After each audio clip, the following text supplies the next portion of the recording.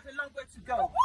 So as a result, we have discussed all this that is happening in our labor group, and we are putting in a motion in our next council meeting to say that the streets, like John Hawkins, the John Hawkins car park we just walked past, that we are going to table a motion that it will be renamed. All right, everyone, thank you for joining us. It's going to be a great time. I welcome this great woman on the African Portal Radio TV International, and I want to sincerely appreciate every one of you connecting already.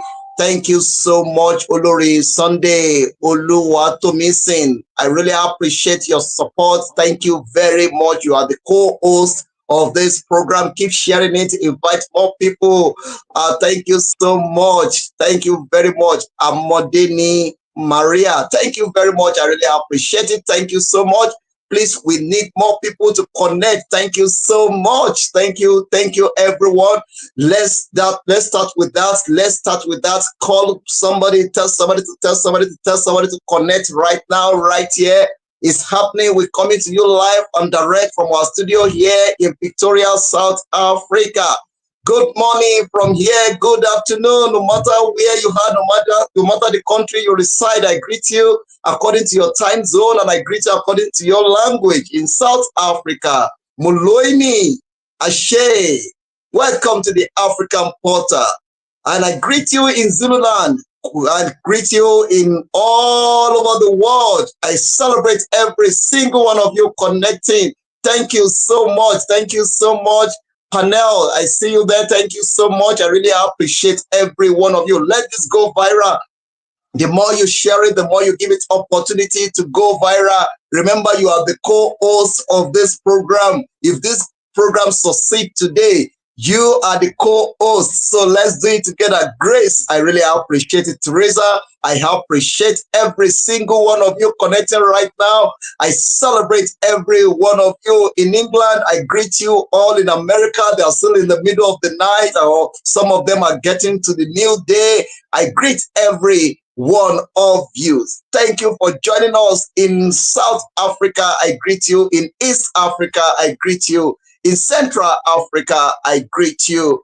West Africa, I greet you all. Welcome to the African Portal Radio TV International. Let's get to the business of the day.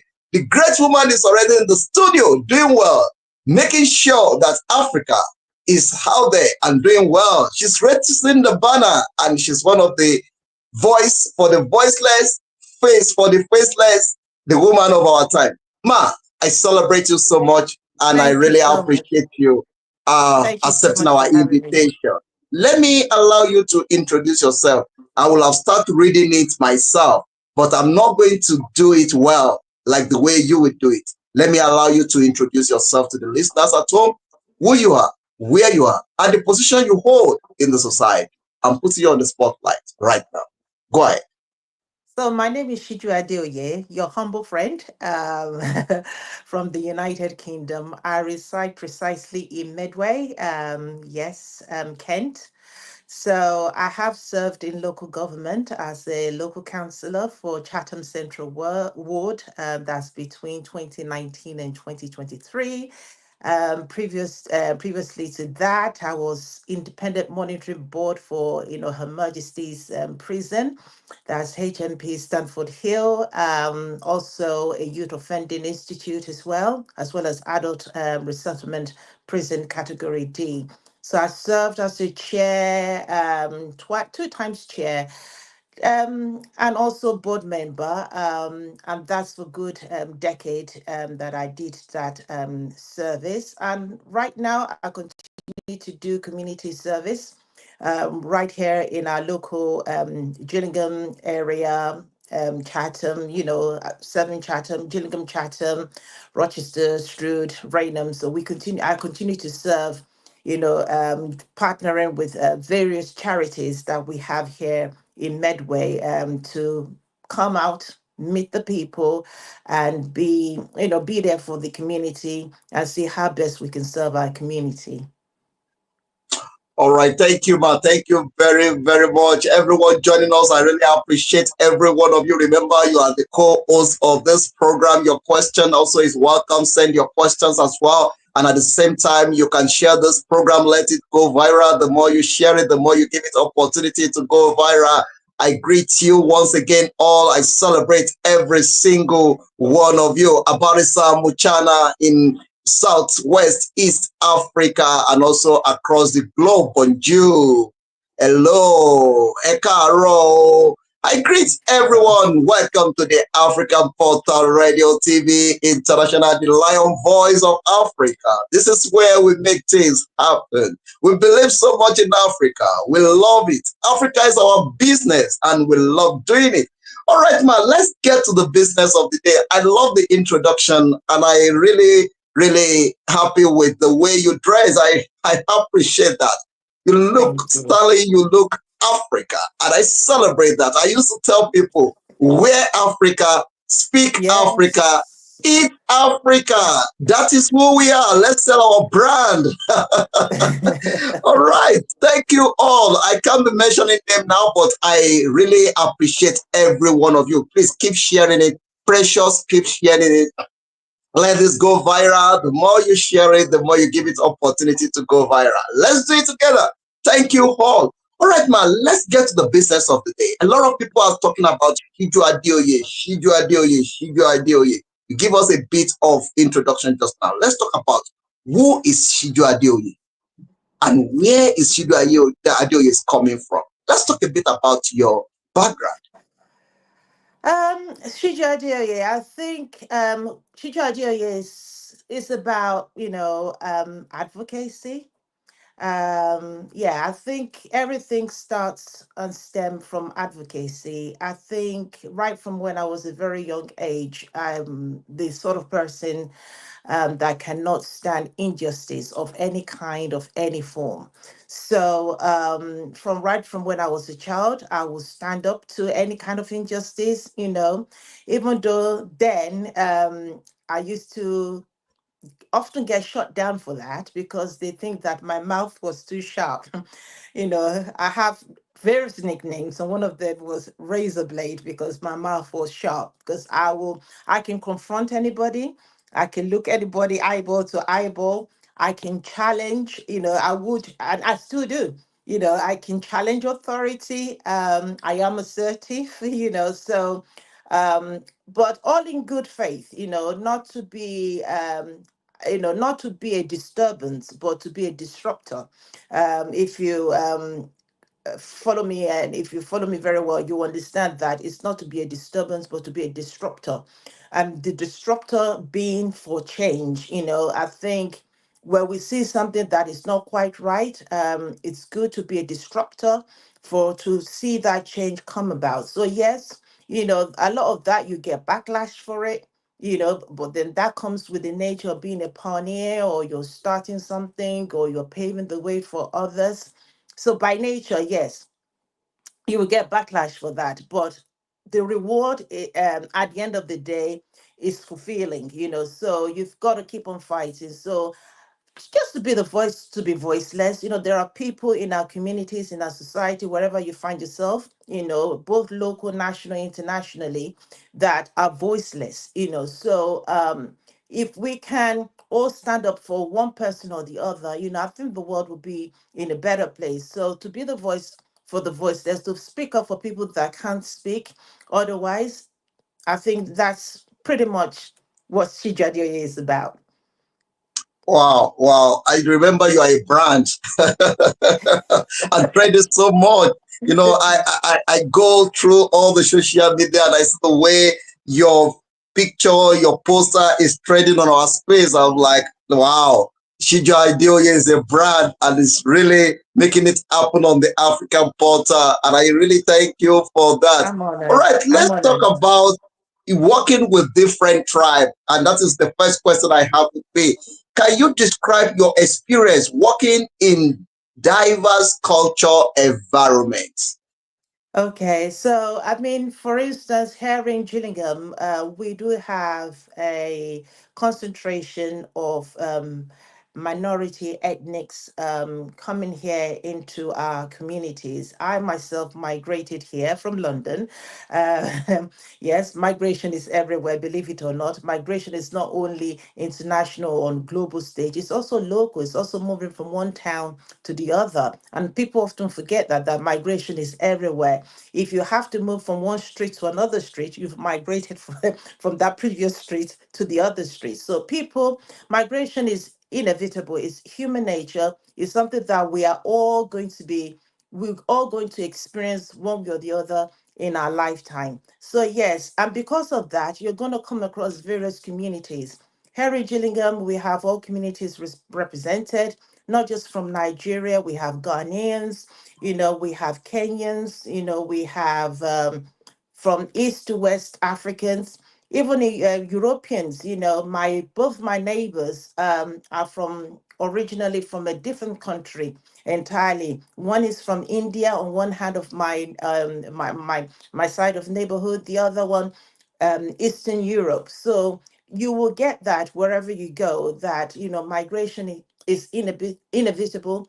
People are going to migrate, people are going to move in and out of communities. So it's important that we relate with them, because we all have different needs. We all have different culture. We all have different needs that brought us where we are, or where we're staying. For instance, my local area has 4 universities. So people will naturally gravitate towards this town because of it being a university town.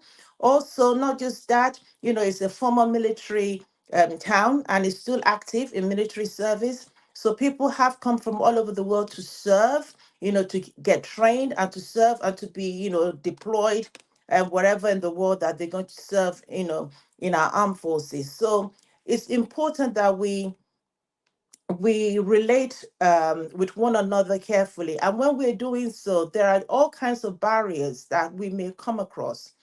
For instance, language barriers, in the way we speak, in the way we dress, in the way we eat, our food, and that is the rich tapestry of life.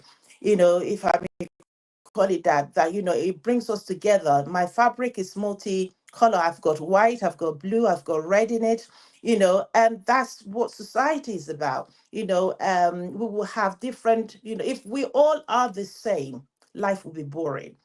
So having people from different culture, different beliefs, religious belief, even sexual orientation, faith-wise, you name it, that's what humanity is about. We are all different, and we ought to celebrate one another as we all are.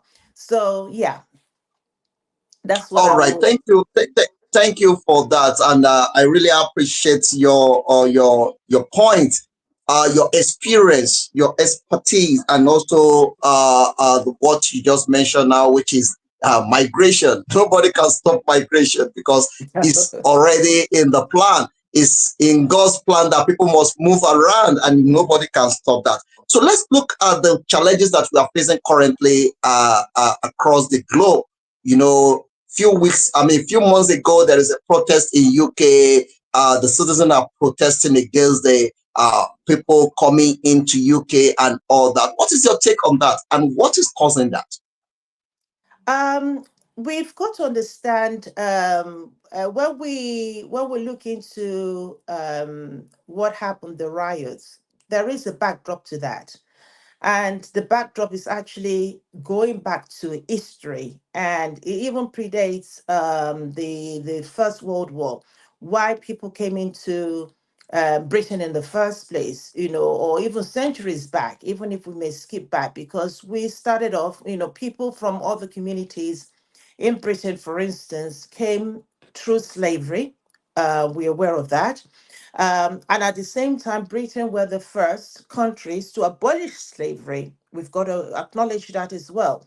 And as time goes on, people will migrate, which I said it is a natural occurrence for people to want to say, okay, they want to move to another country, maybe perhaps for economic reasons.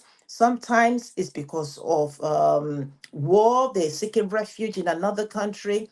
There are reasons why people will leave their home country to go to, to a host country where they think that they can seek greener pastures for various reasons best known to them. So we've got to look back to that. And I remember that when I was reading through history, because I like to do research, and I find out that there was also the some in Britain what we call the Windrush generation. We cannot ignore their efforts or their service. And those Windrush, those are people from the Caribbean, for instance, that came into Britain to help rebuild Britain after the war. So they came to help. And there are other countries as well. Indians, they came, to when during the war to serve in the war. There were Africans who served in the war. There are various people who served the war. So that's that. Some decide to go back. Some decided to settle. You have that on one hand. You also have those people that came to rebuild the country. And when they rebuild the country, they were offered to stay. Because when it comes to development, sustainability can take quite a while. Sometimes some things are done within a year, 5 years, 10 years, 20 years. And sometimes people stay on. And whilst they stay on, you've got to remember that family will grow, and people are naturally going to expand whichever way they would like to expand. So it's all a natural, I would say it's all natural human instinct that you migrate. It's all natural that you settle down somewhere and you have a family. So we shouldn't fight against that. But after a while, you will now see that generation gave birth to another generation. Another generation will give birth to another generation. So as a result, the population will begin to expand. So yes, and when population starts to expand, there will be strain on resources, and people are saying, the indigenous are saying that our resources are strained, and even people that have, obtained their citizenship, that here will probably be their second home. For instance, people like me, I'm a second generation migrant. So it's not even me that came to this country. It was my parents that came to this country. Yeah. So I'm a second generation migrant. I've gone on to have children. So my children will be third generation migrants. And by the way, my children has never been to Africa, but they would love to go sometime soon because of various work. I haven't been able to take them. So if somebody was to shout at any of my children, go back to your country, where are they going to go? Do you see what I'm saying? Because they're called here home. They were born, bred, raised here. They're called here home. So I want us to understand the dynamics between, the migration and the growing population, and yes, it does affect services. For instance, when you're in an area, schools will be affected, healthcare system will be affected, um, various like fire, police service, you name it, will be affected one way or the other, because there will come to a point where the system cannot cope with the number of people living in that area. And there is a saying, and it is known that Britain is the hot destination to go to. I think actually number one destination to go to actually. I think America will probably come second, and every other country will come third. But everybody wants to come to Britain, and because Britain has been accommodating, and Britain has done very well, in terms of accommodating people all over the world, in terms of serving, in terms of growing the economy, so on and so forth. So naturally, Britain is the first destination to come to. Plus, there are other attractions. People will argue that there are free healthcare service. For instance, you won't go to America, you have to pay for healthcare. Whereas here, healthcare is universal, it's free. But there have been tighter rules and regulations around that. Now, in terms of your status, your immigration status, whether you have pre-settlement or to start with, do you have recourse to benefits? If you do, there are eligibility criteria to that. So yes, things have gotten tougher, and gone are the days where you can just suddenly pack your bags and say, okay, I'm going to Britain today. No, it doesn't quite work like that. And people are. I think what is more alarming and scary and that saddens me is that people are taking risk, to come, to find greener pastures, where in fact they could find greener pastures where they are. And I'm sure we're going to come to that, finding greener pastures where you are. What are you doing? What are you contributing, to develop where you are so that it is conducive for you and it's conducive for your children. I think we need to there I think there needs to be more focus on that people will start to think that where I am, I can build, I can develop, I can grow, my children can also benefit from this. And I think, countries like Africa, Asia, you name it, or countries that you see the high migration populations, to start thinking about what they can do, to develop their own country. And there are other arguments saying that, well, all our experts, we have brain drain, all our experts, that we have that are homegrown, are in ties with, high salaries in other countries. And I think every country experienced that. For instance, here in Britain, your doctors, there's brain drain, there's health, big brain drain here in the UK, where doctors, for instance, will probably go to Arab countries, in the Middle East, because they're probably going to be paid higher, and they don't have, the expertise here. So what will they do? They will also seek for expertise from countries like Nigeria or Ghana or wherever, to come into their country. So what happens to those countries where everybody's living from? So I think now there has to be a concentration of professionals being developed. Anyway, we're going to come to all that, but I think you want to come in there. I like that. Thank you very much, Ma. But please give me a minute. Let me just quickly appreciate everyone, the co-hosts on this program. I really appreciate every one of you. You are doing a great job. Thank you very much. You can increase the viewers. Please share this. Let it go viral. Call somebody. Tell somebody to tell somebody. Siju Adeoye is live and direct on the African Portal and is gaining momentum on our space. All right. Let's go to the next question, which is very important, and that is, what are the key area of opportunity to capitalize on for Africa development? Because right now we don't want to keep on getting out of Africa, going to Europe. Let's make this place also Europe, whereby people also travel back to come and develop this place. What can we do? Please, let's I quickly deal think with that. one key area that has been ignored for so long, and it's because we're used to shortcuts. We're used to quick fix, and we want things right now, and we forget that countries that you look up to, that you admire, it has taken them a number of years to be where they are today. And there are key things that they did to get to where they are today. So, for instance, research and development. That's one key area that I think Africa has lost its momentum. We don't do research as often as we should. I remember that I wanted to cover in one of my theses when I was still in university, doing my postgraduate degree. I wanted to write about low, what do you call it, mortality amongst infants. And looking at the studies, I wanted to focus on Nigeria most especially. I found it extremely difficult to actually get research studies done in Africa in relation to that topic.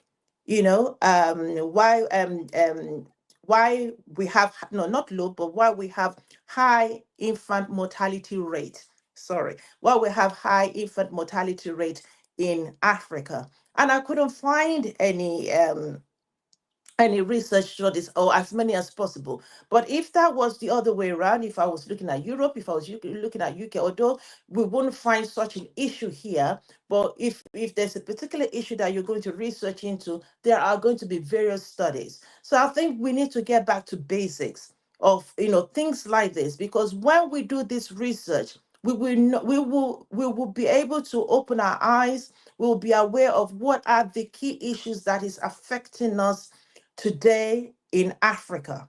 So there has to be more time spent on that. There has to be more human resources as well as financial resources spent on that. Understanding Africa now in the 21st century. What are the issues that is facing Africa now? How can Africa move from where it was to where it needs to be? So without those key research, we'll be guessing, we'll think we know what it is, when in fact we'll be missing the point. And that's what's been happening because with the resources Africa have up on their sleeve. Africa should not be where it is today, but unfortunately, so is there. Yes, people will blame corruption, what have you, bad infrastructure, bad governance, bad leadership. I'm not negating that at all, but then that feeds into research as well to know that okay, what are the strengths, what are the weaknesses, what are the opportunities, what are the threats that faces Africa. So when we have analysis like SWOT analysis, for instance, or pest analysis, for instance, on the African continent, we'll be able to know how better to address and tackle the issues that affect Nigeria. And not only that, even if there's an intervention in place, doing impact assessments on how Africa, can move from where it is to where it needs to go. Because these are the things that other countries that you see that are developed, these are what they do. They don't ignore those studies, and they know where the gaps are, and they know where to redirect resources to get it to where it needs to be. Even when I was in local government, we rely on research. We rely on research to determine policies that is going to improve people's lives. So I think it's important that we need to look at this holistically, but I think the starting point will be research and development. We need to go All back to right, that. thank you very much. And that is lacking in our continent. That is lacking. Yes, we We are don't have not the doing that. data. We don't have the data either qualitatively or quantitatively. We don't have it, and we need the data to know how people are adversely affected where there are issues, where issues are concerned. What about diseases where we, if we have diseases, for instance, malaria, how many people are impacted by malaria?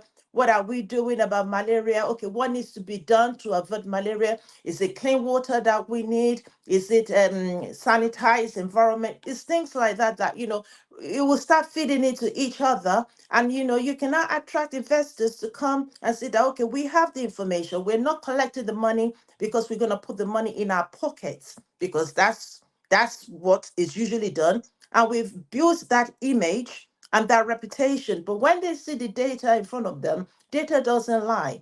And when you are able to effectively address those issues, people are more likely to be interested to say that okay, we see this working, let's put more into it so that we can have a sustainable development.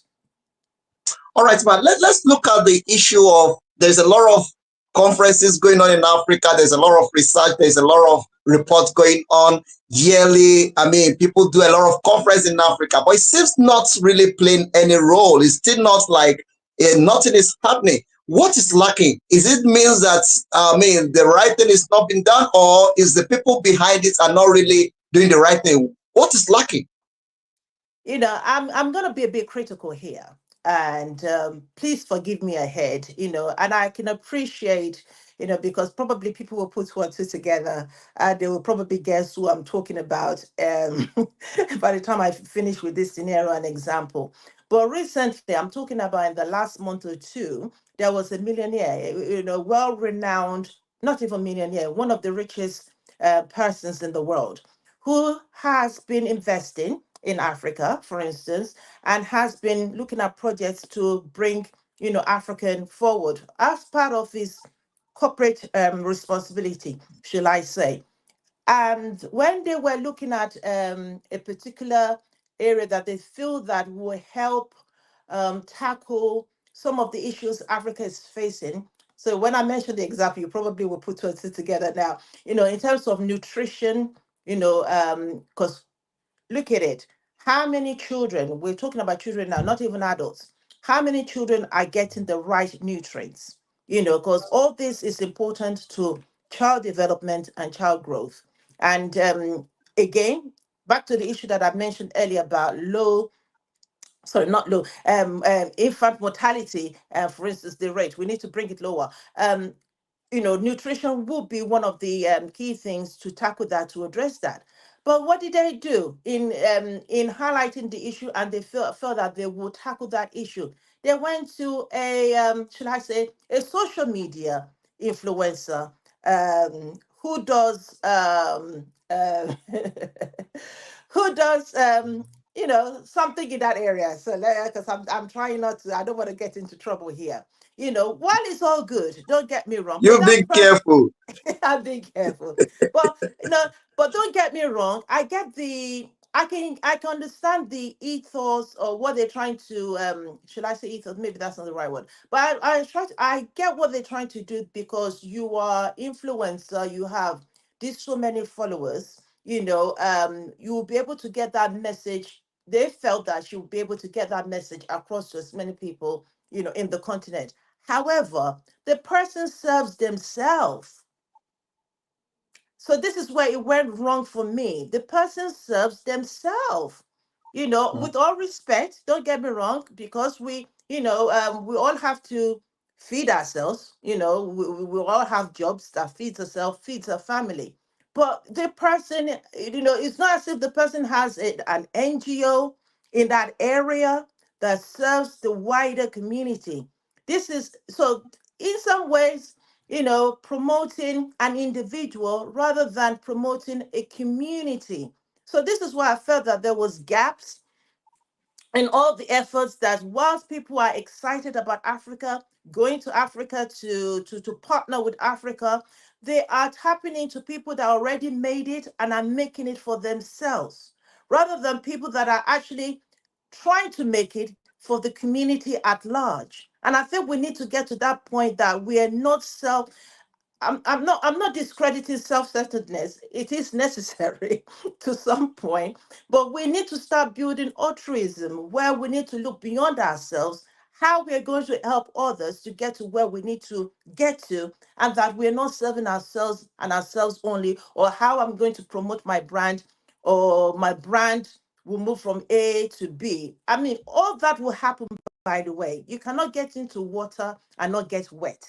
So that will happen, by the way. But at the core of what you're doing, where is the value system? That's what I'm challenging. All right, thank you very much. Let me quickly recognize the Rebecca Blessing saying not more than 45% of children are getting the right nutrition. That is a big concern. And all right, before we get into that, anyway, let me just quickly look at the aspect which is very important in this conversation. Must we confront the legacy of slavery, tackle the system racism? Is that one of the problems? Could we see that as one of the things that is still contributing the lack of results in Africa? Yes and no. So when you say, should we tackle slavery? Is slavery still existing? Yes. Maybe not in the way as the ancient slavery took place, but we do have modern slavery.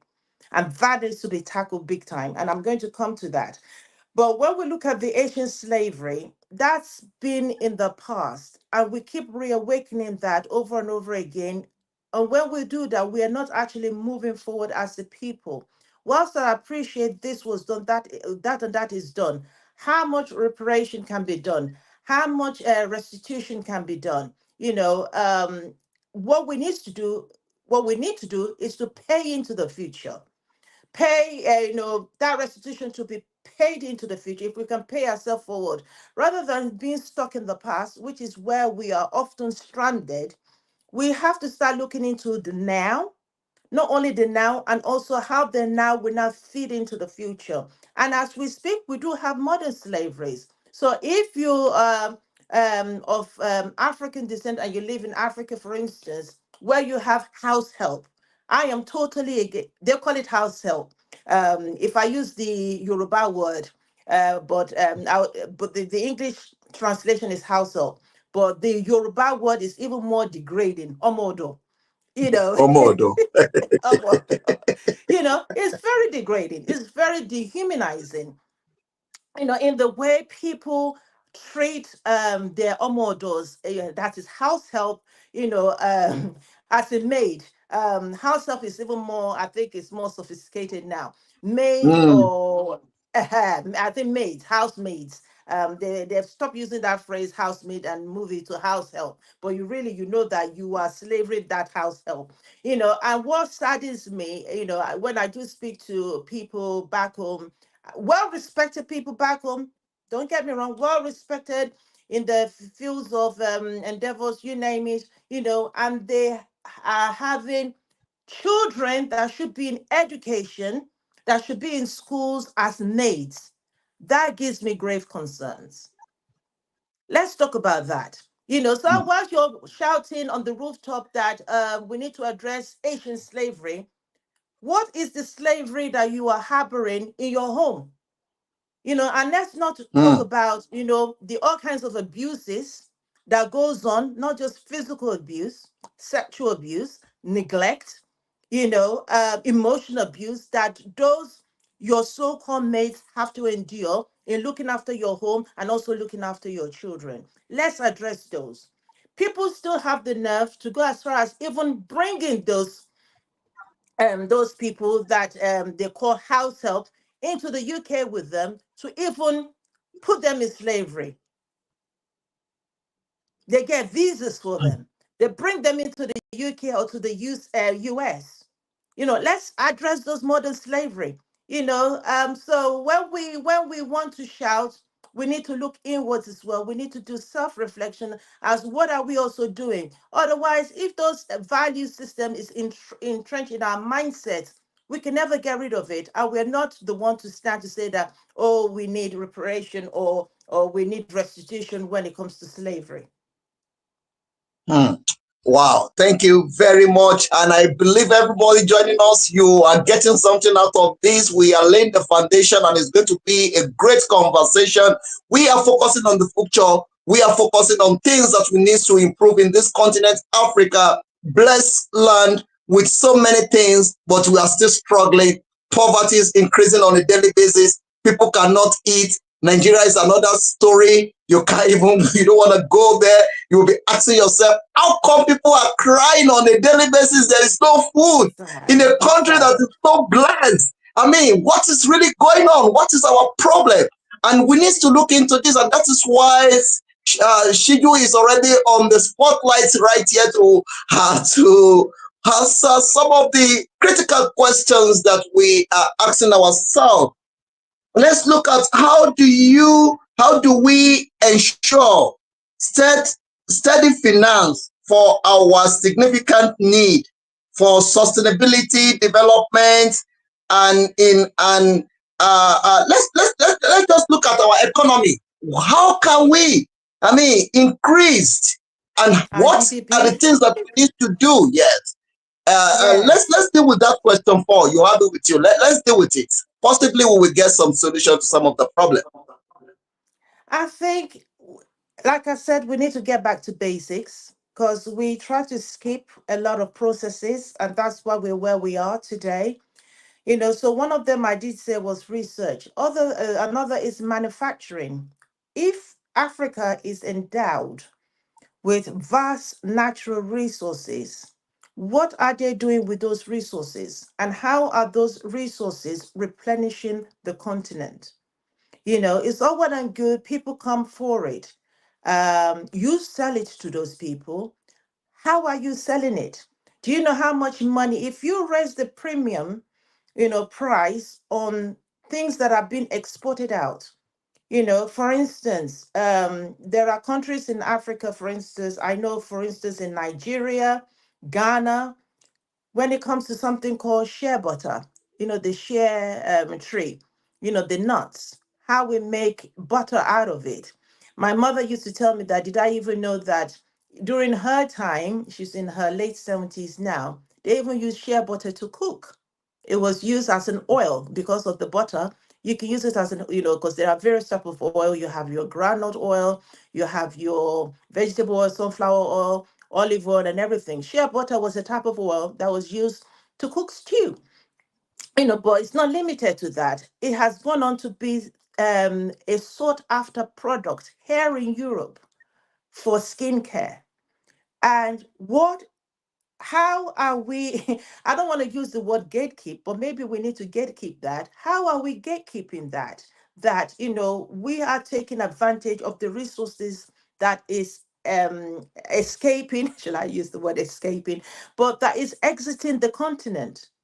How are we gatekeeping that? That is also to the advantage of the indigenous that actually are also slaved, back to modern slavery, because they are the ones that do this work. They're not even getting the minimum wage, for the production, the manufacturing of some of these products that are being exported out of their country. They are being used. We see this in Africa. We also see this in Asian countries where, particularly where children are also being used, in production of this is because it's cheap labor. How are we addressing that? How are we tackling that? And if we don't value ourselves enough to say that, what, we need to be paid at this particular price, or be the manufacturer of it and export it and sell it. So not just the raw material, but also producing the finished product.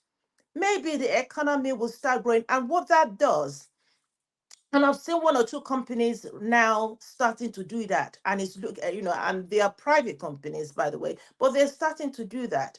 But we shouldn't have trickle private owners doing this kind of thing. There should be a vast majority of it. But what am I saying?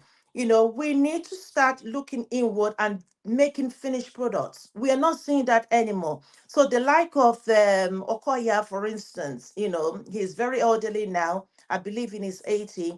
He was a manufacturer of anything to do with chairs, what's his name? Is it if somebody can Gansa. remind me, Eleganza. The family wealth was built on manufacturing, and they're hoping to sustain that, and they're hoping to pass that to the next generation. Even though I doubt it if the Gen Zs are Serious about that. actually interested in that. If they But have that interest in it, precisely, and but that was he and when Eleganza was Eleganza, that was one of the prides of Nigeria, if not Africa, and and when people are, sorry to stop you there, man. And the funniest thing is that the generation that's supposed to take over Abjapa, most of the thank people that are you. supposed to Abjapa to another country, and they are now doing boy, I mean, working for this thing that we say Well, we abolish, that we don't want the slavery, we don't want to, but we end it's up still getting in the the it's visa still and still ending up doing the same job. yeah, it's still in our mindset, and that needs to be addressed, and that needs to be tackled. Otherwise we will never get away. We actually enslave ourselves. Let's not talk about other people enslaving us. We enslave ourselves until we free ourselves, emancipate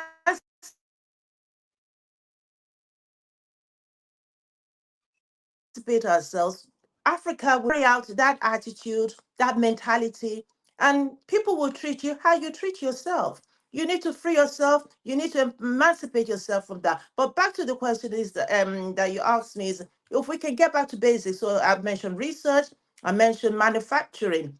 Manufacturing to finished products, not just relying on exporting the raw products, but actually manufacturing to finished products, then you can do job creations.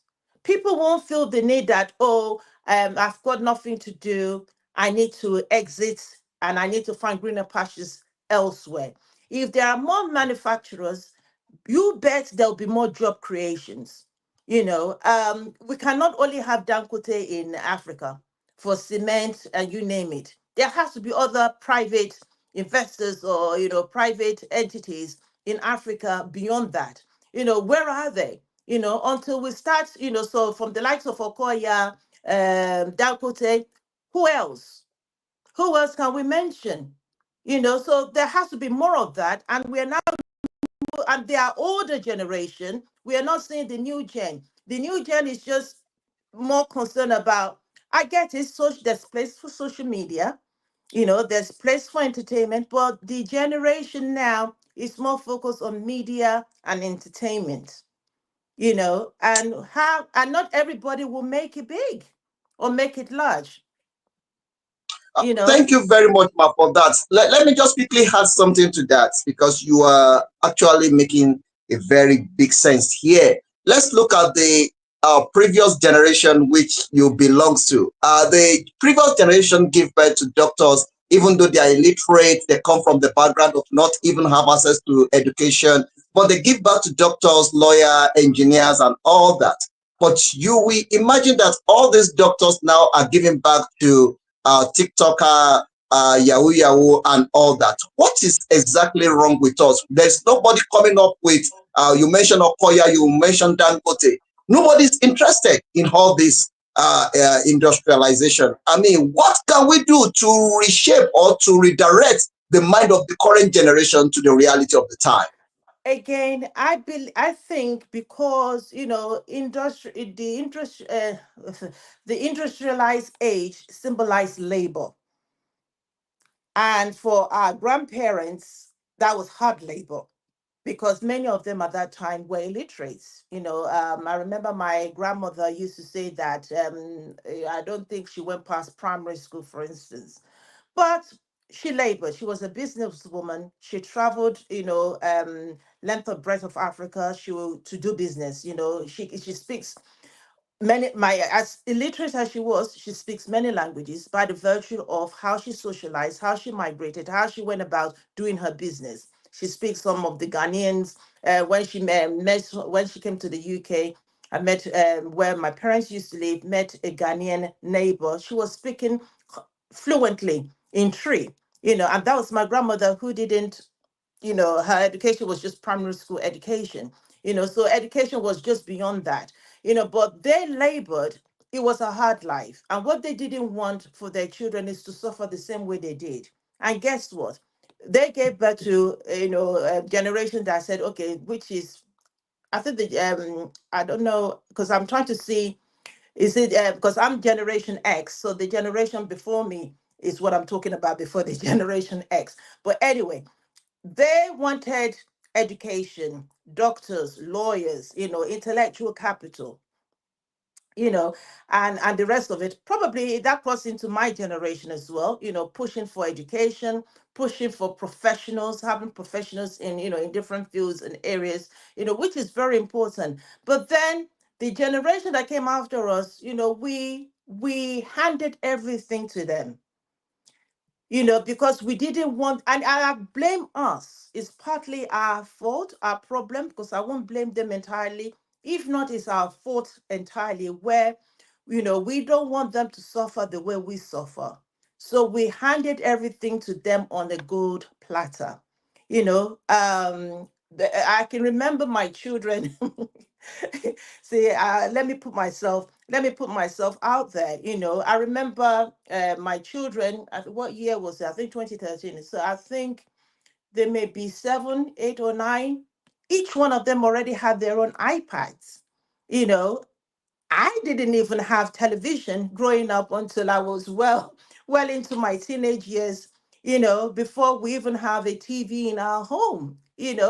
But here are my children, 5, 6, 7, 8, having their not just one iPad sharing between All them, of them. but each one of Everyone is them. having his own. Yeah, Right. and the reason being, I guess what? We don't want them fighting, because we used to fight back then over remote control, over which channel we're going to watch. And we don't want our children to be having those kind of fights or argument or falling out. So what we decided to keep is each one have your own gadget, so to speak. What are we doing in essence? I mean, people argue that, it's beyond that. They can do their homeworks, they can be tech savvy, they can compete, with the future, the way things are going. But we have to find the right balance. Where are we going wrong? Sorry, ma. Sorry, ma. The point you make there, I need to also has to rate. But if we want to compete with the other part of the world, none of these gadgets is making in Africa. Do you know that? True. None of them is True. making in Africa. Look at how True. many cars that is driving on the surface of Earth. No one is making in Africa. Africa don't have a car, and we end up buying cars from China, from other parts of the world. Even the cheapest car that is Germany. not even Yeah. no car. We are driving Benjin car in Africa. Benjin, they call it Benjin. Africa is driving Benjin car, and there's no Africa. There's no a car with the name Even Africa being driven private in jets. Benjin. Private jets. I see all our Ubers in private jets, in Rolls Royce, flexing, their wealth, which is good, each one to their own. I'm not here to fault anybody's wealth. If you've worked hard for it, by all means, enjoy your wealth.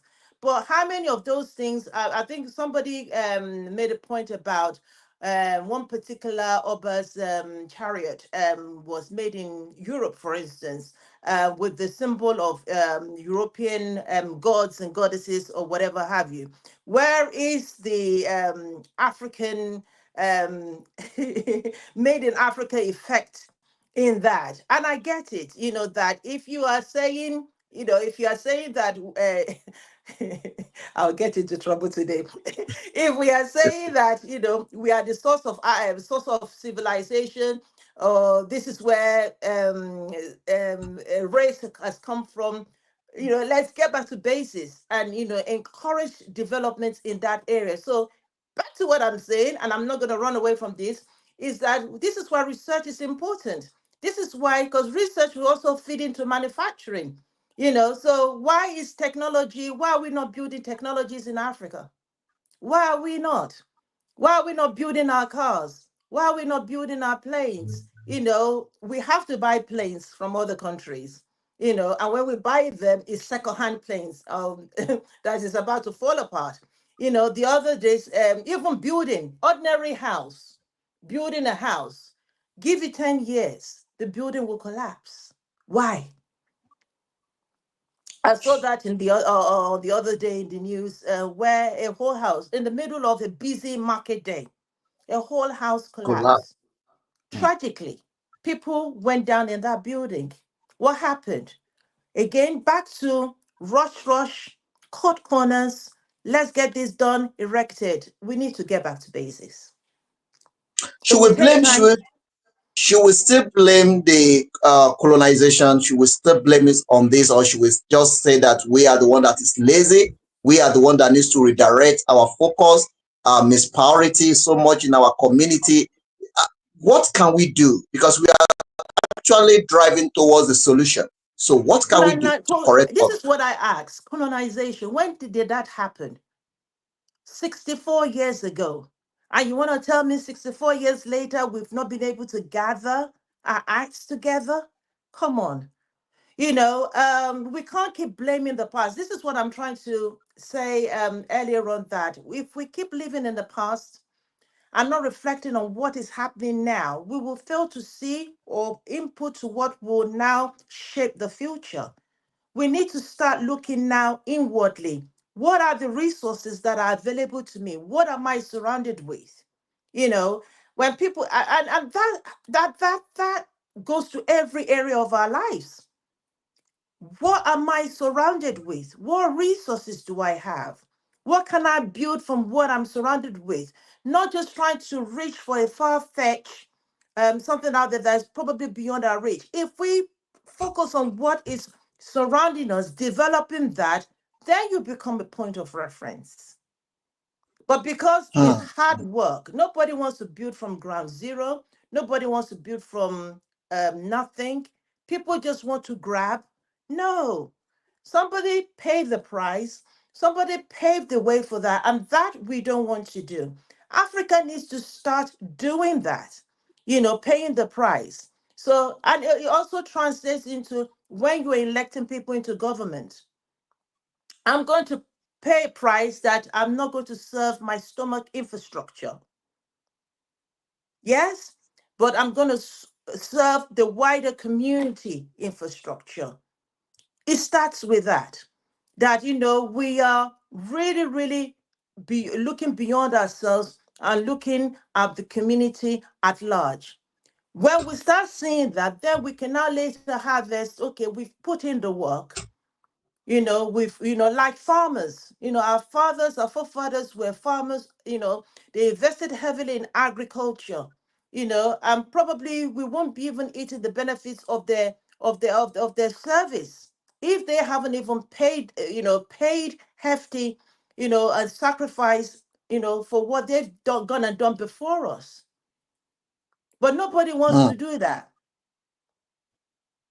hmm, hmm, Nobody hmm. wants to till Oh, the ground because the ground, the fallow ground is hard, and under scorching sun. Nobody wants to do that.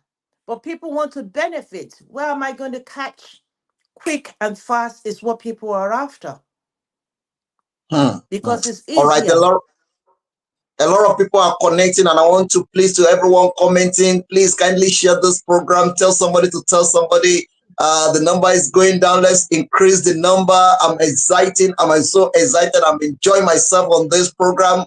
And thank you, Ma, for making sure that you are attending to those questions. And it's very important that we talk about it. It's not only about Africa, it's about the humanity, it's about the global village, it's about us getting it right. And don't let us call Absolutely. ourselves what we are not. We are saying that we are the first to be created, and everything started here, but we are not getting it right. What is the point? So let's go back to the drawing board. Let's redirect our mind. Let's do it right. Africa, we are blessed than what we are producing. And we are not actually producing anything, we are just consuming. And we have to change that as well. Thank you all. I really appreciate every one of you. Can we divert African economy? That is the question number 5. How do we truly divert our economy? Is it possible? We need to have the experts in the field to start with. We don't even have them. I'm sorry to say, even with the present government that we have now, who are the people appointed to various offices? What is their pedigree? What is their track record? Rather than you're my friend, I know you from somewhere. Here is the post, take the post. We need to start doing away with I know you. I'm trying to look for the translation in System. English. Essay, long leg.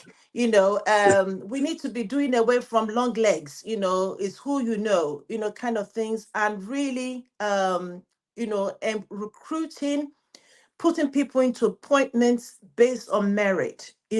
How well can they do the job? What is their track record? Can they deliver? When we start to see that, then they can be having conversations on how, okay, what do we have as our resources? What do we have now? How can we expand on that?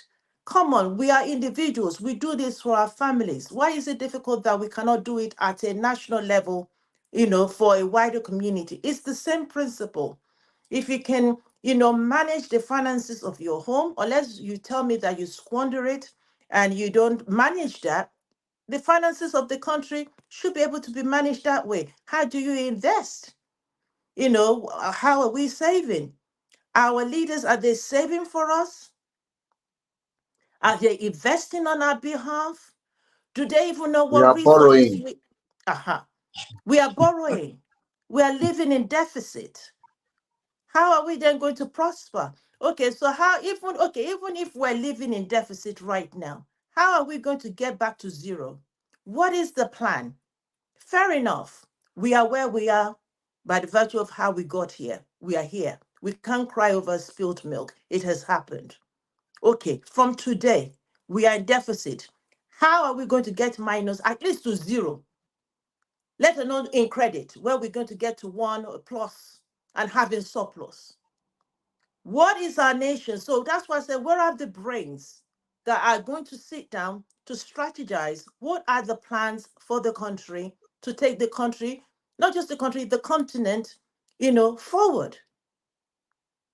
What is the plan? How are you going to implement it? Not only implementation, because we've seen plans implemented, you know, even though some of them do it because, let's just say that, okay, they gave me contract to build to do this road. They gave me $50,000, for instance, to do this road.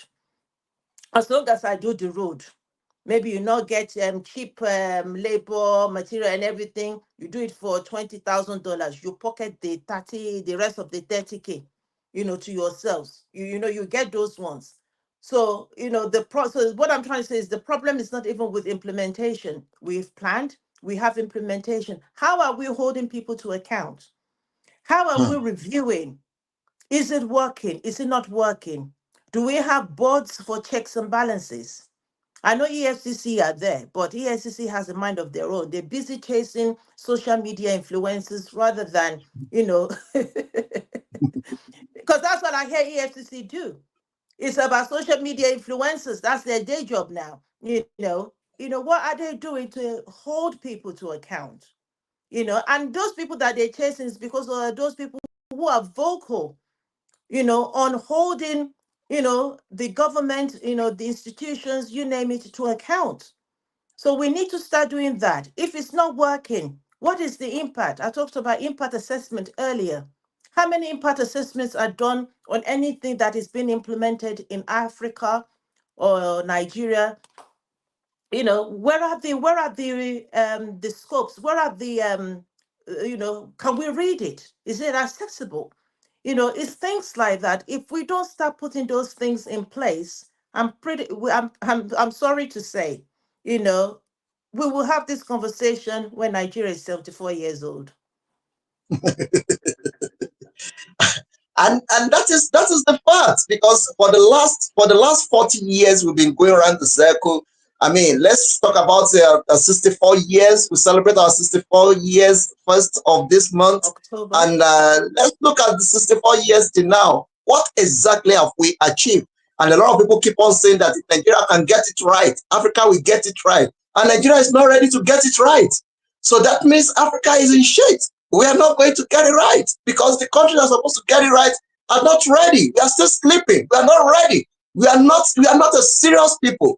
There is nothing about us that people can say that this is what we are doing and doing right. Ordinary football, we host a football, other countries visit our country, we treat them badly. So what is really going on with us? If other people are looking up to us and we are not even looking at ourselves, you see, it's a big problem. People are seeing us, they were hailing us, they see us a giant of Africa, but we are not seeing ourselves as a giant of Africa. We are not serious. We are not doing the right thing. We are not addressing issues. And these are the reason why we have to have this kind of conversation. And everyone joining us, this is not only to castigate or to destroy anybody's image. This is a time of sober reflection. What are you doing in your own little way to change this situation? What are we doing to find solution to the problem? Are you part of problem or you are part of solution? Let us be part of solution. Let's look inwardly. Africa is a great continent. Let's find the solution to the problem of Africa. Nobody is going to come from outside and come and solve the problem for us. We have to ready. We have to do it by ourselves. Dubai today. Where is Dubai in 1980? Go and look at the picture. Where's Dubai in 1980? 45 years ago. They don't get it right. And somebody wake up to the reality of the time and said, yes, we can do it. And Dubai is flourishing.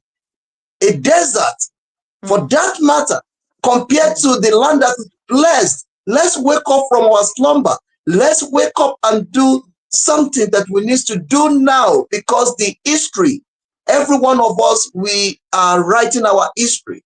And the time will tell. Our children as well will say something about us. If we do it right, they will definitely say something about us. Let's move forward so that we can be able to cover some of the questions. I see we already spent over 1 hour on this conversation, but it still looks like we are just 10 minutes of this program. And I know that is going to happen because I have great woman with me in the studio, the voice for the voiceless, the face for the faceless, the woman that believes in humanity. We are still going to get to the reason why you leave the Labour Party to join the other party.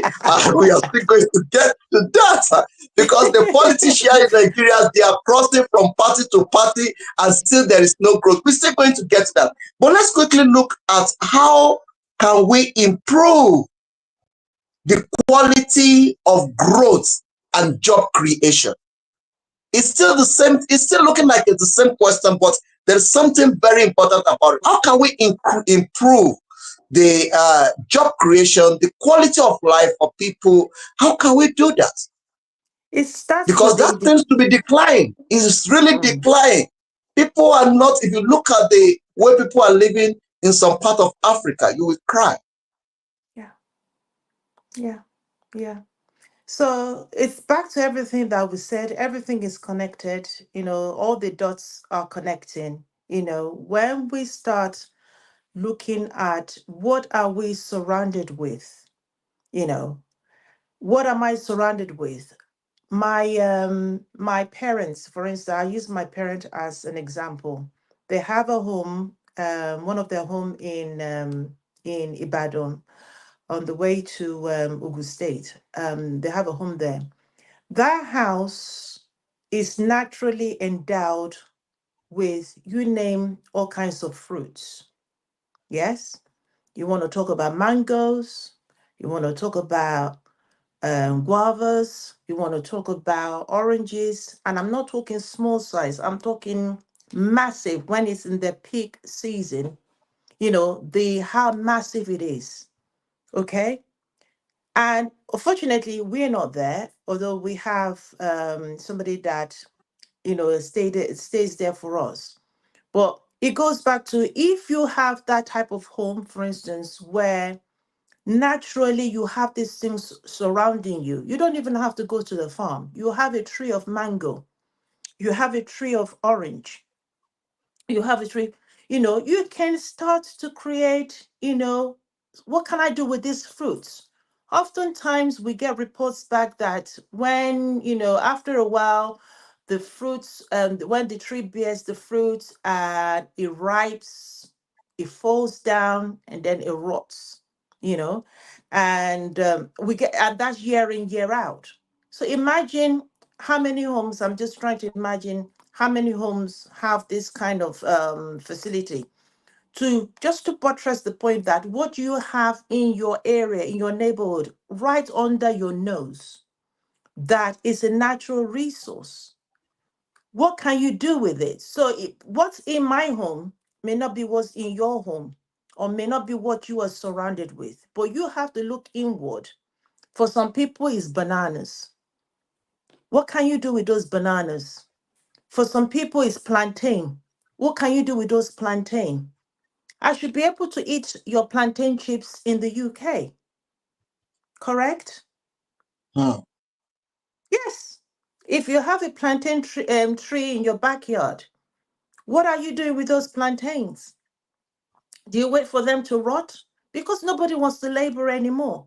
But it doesn't have to be you as one person. And then there's that all idea of one man band. You don't even trust people. You don't want to pay anybody, not minding that every worker deserves his wages. You just want to amass. You want to create. You want to be the start, the end, and be all. And that's another problem. People don't look wider than themselves. If they start to look wider themselves, how can I employ people? I can't do this work by myself. I need other people. Look at this ordinary social media that I'm doing. I can't manage my page by myself. I have to get a team together who helps me, because at the end of the day, I do have a day job that I still do. And that's my priority. Do you get? Find people that can help you, that can assist you, that can help you get from A to B. That's the point I'm trying to make. We need to start looking at that as a country, as a continent. What do we have that we are surrounded with? How can we bring others into it, that others can also benefit? When we all benefit, we are all empowered. So back to the plantain tree, cutting those plantains. You want to fry them, you want to roast them. How are you going to package them?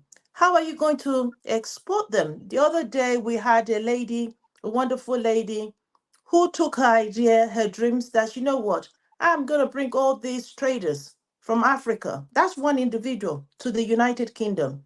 A lot of people even criticize her. How dare you? You have audacity to think that you can come from Africa, to do a trade fair here, blah, blah, blah.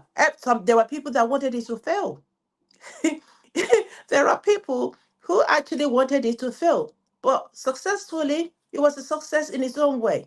It started from a dream within her room that she now expanded and also expanded for others. That's what I'm talking about.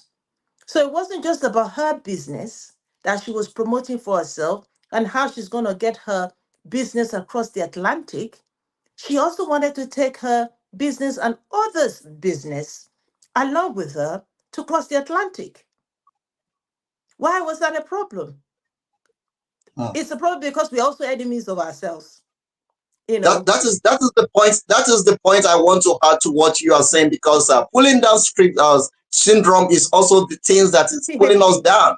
They say that you are trying, they don't want to support you, making sure that you fail, because your yeah, failure is actually what will make them happy. Let's come out of that, Africa. Let's come yeah. out of that. Up to you, man.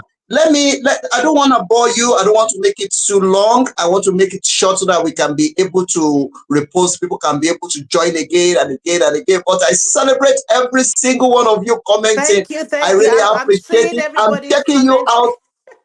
Can you believe it? The comment alone is already over 1,000. Thank you Thank very you, much. Keep it up. guys. Keep doing it. Keep doing it. Thank You you. are I've doing got well. food You are the soldiers out there. co-host. Thank you. Olori Thank you very much, Sunday. everyone. Grace All right, man. Mideke. Thank you. Before we out of this program, let's quickly look at the free trade Faith, in sorry. Africa. I'm just remembering some of my foot soldiers. There's Grace, Okay, there's Olori Sunday, there's Faith, I'm there's I'm seeing them here. They are doing a there's great job. Harry Harry. Thank you, they're doing a good job. If I didn't mention your These name, I'm guys are seeing you all.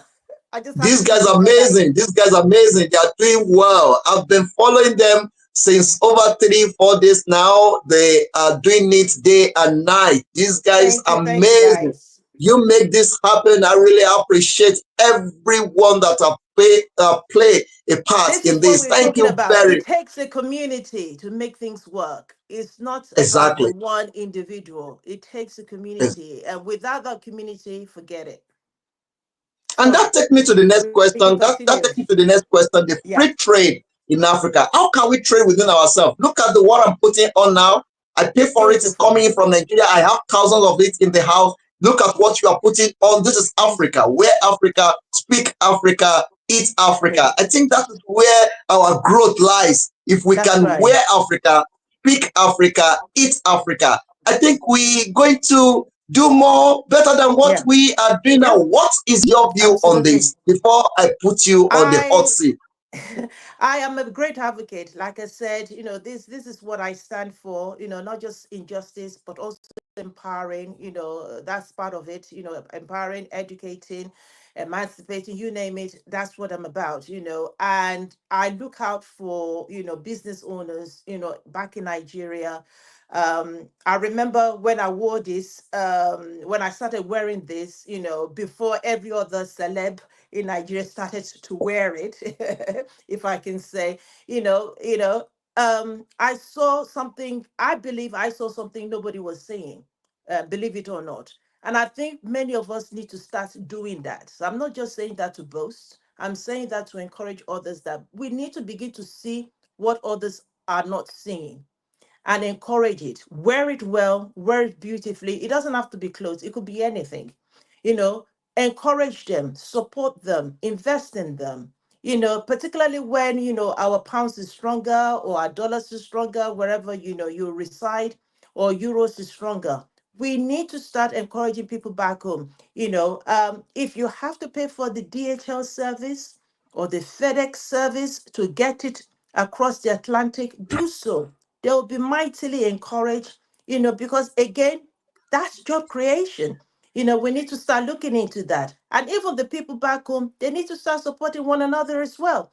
So we need to do more of this. I love what you're wearing, the Adire. I'm a big fan of Adire. I'm a big fan of Ashoke. I'm a big fan of Aileke. We need to start, showcasing the beauty of what we've got. And when they come with trade fairs or expos or whatever have you. Let's support them. Let's encourage them. And definitely, we can see job creation. We can see trading better between ourselves.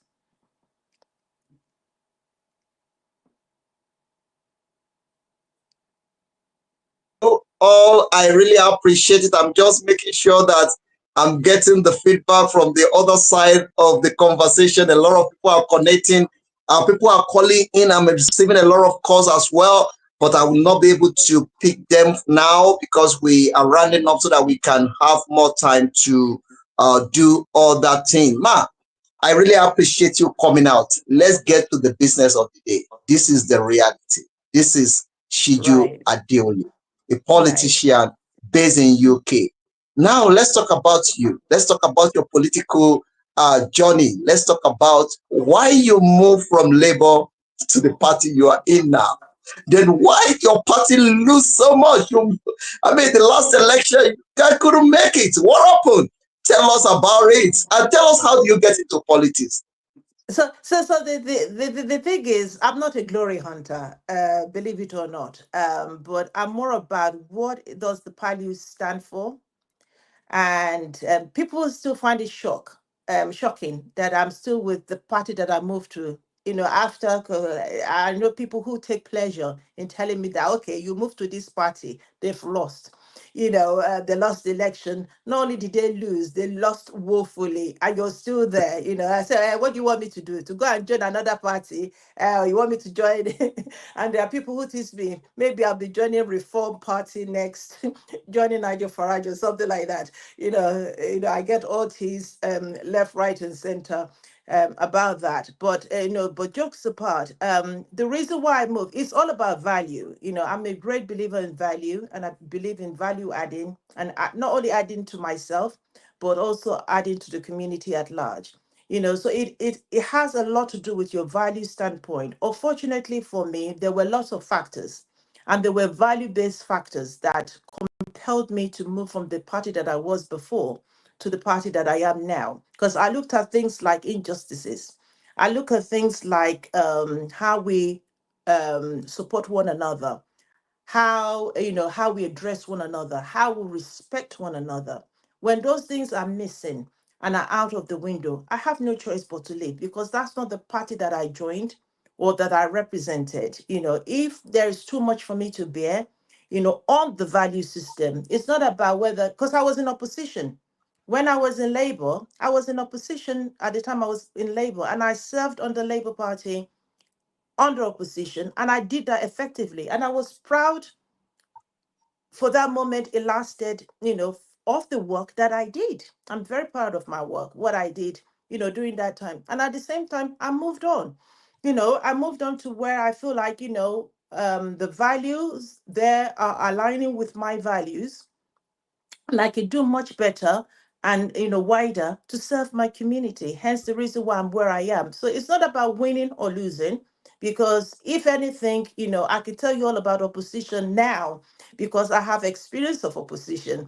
So it's not about winning or losing or seeking glory, being a glory hunter or whatever. No, it's not about that. It's about the value system. It's about what you stand for. Are you walking the walk? Are you talking the talk? There's no point in you saying that you promise all these policies only for you not to deliver those promises, or the first thing you did when you came into power is to now withdraw, for instance, the winter fuel, from elderly people.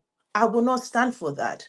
And I cannot confidently, and I'm glad that I was already out, but I cannot confidently, and I'm surprised those people that actually voted for that, particularly those who claim that they're socialists. How can you, and they voted for winter fuel to be withdrawn, from elderly people. How so? Things like that.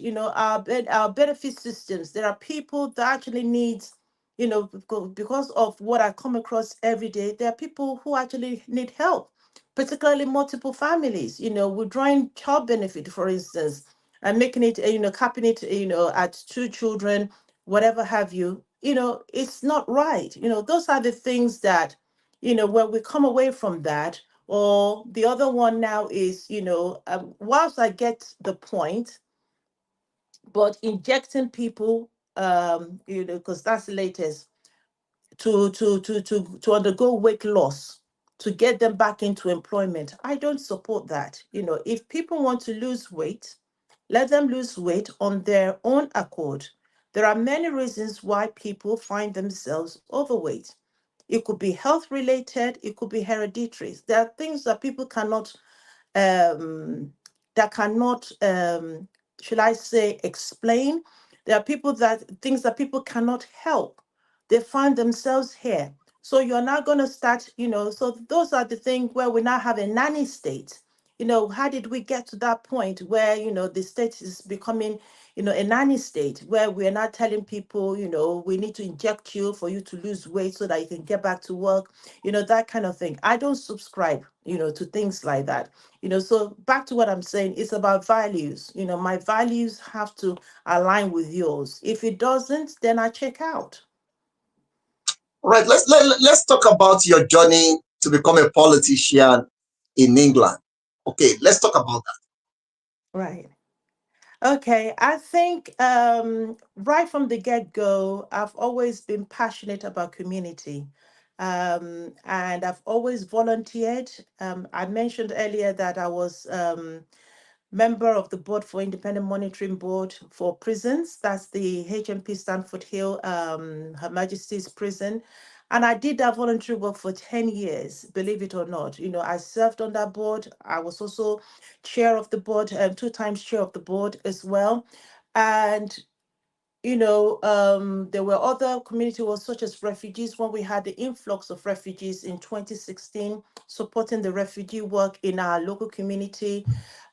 When it comes to food bank, when it comes to even during COVID, when people, where we have shortages of food, toiletries, my home was a collection point, serving various communities as a distribution. I still have the crates in my garage, for instance, right up until this point, serving foods to the community, food share, so it continues from there, serving the community. And I find that it came to a point that, you see the injustice, you see the inequalities, you see where people are at a disadvantage, and it makes you cry. And you want to help them beyond just giving them things, and I'm a generous person, I'm a giver, but sometimes, they say that don't give people money, give them the tools to fish, so that they can, don't just give them the fish, but give them the tools to fish, and I'm an advocate for that. So when I see where, people are struggling, and it only gets as far as this is how far you can help them, it saddens me. And then you sit down, you go home, you reflect. How is this so? What can I do? Because every time you feel stuck, you feel like you could do better.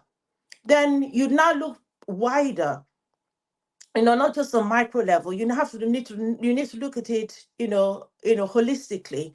That okay, what how has people come to this journey or to this point? Policies, for instance, when we have health inequalities in a particular area, policies have shaped that health inequality where it is. So that was the inspiration for me to get into politics. I wanted to help shape policies where policies are being made. I wanted to be part of that. I wanted to be on the table. I wanted to have a seat at the table. And I was given, the people of Chatham Central in 2019 gave me that seat at the table, to challenge those inequalities, those disadvantages that we have, those deprivations in our community.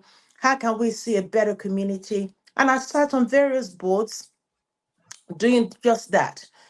So from health boards to planning, urban planning, building houses, whether we build house on green belt or we build it on brownfields, you name it, making those decisions on behalf of community. you know there's various communities like that in order, to serve people, education as well, school boards, school governors, shaping children's education. The list goes on. So it was important for me to be part of that policy making, shaping those ideas, debating those ideas to ensure that we actually are giving people the best. And I All hope to right. continue Thank to you. do that. No, no, please do, please do. Thank you very much. I'm watching my time, and my director is already giving me a sign that time is going. All right. Let's look at the UK politician, and then let's look at the country himself. What do we need to incorporate to Nigeria political space from UK? Is there anything that we need to learn from UK? Look at the last election. Is there anything we need to incorporate to Nigeria political space between the two countries? What do you see? What is lacking in Nigeria? What it is that Nigeria needs to learn from UK? And what is the system that is working in UK that is not working in Nigeria that we need to introduce to Nigeria? What I are think those things? it's hard to make the comparison. Although Britain colonized Nigeria and they gave Nigeria the independence, we've got to remember that Nigeria didn't eventually follow the British system. They decided to follow the American system. So to make that comparison will be different, will be difficult because the model of government in Nigeria is actually American, even though British colonized Nigeria and gave Nigeria the independence. So we are not following the British political system. Rather, they are following American political system. So to make that comparison would be difficult. Of course, there are things that you can borrow in terms of political system. So, for instance, had it been that Nigeria went with the British system, you know that people elect you, to the office, right from local government to national, where you have the member of parliament and so on and so forth. It's not that people are, although there are appointees, a level of appointees when it comes to the House of Lords. Well, we're not going to get into all that. But when we talk about just local government and member of parliament, the system is different to what Nigeria is experiencing. Rather, in Nigeria, you have the presidential, you have the House of Rep, you have the House of Senate, and those are the legislators that shape the law in the country. And unfortunately, we all know, I hope it's changing, but there are historical, reasons to believe that people, when they are, doing the budget, the national budget, or what they call the national cake, they make sure that they have their own slice of cake before that is, even if it gets to the community. All that you will not find in the United Kingdom. There's no such thing as national cake. There are checks and balances at every level of government. So, for instance, in the House of Parliament, the MPs have to debate for a law to come to pass. Yes, once they debate it, once they agree, yeah or nay, or I knows, it goes to the House of Lords. It goes again to be debated, before the king gives the royal stamp on it, the accent on it, and is now, passed as law. Nigeria doesn't have that, so anybody, well, you can argue maybe, but not to that level of checks and balances.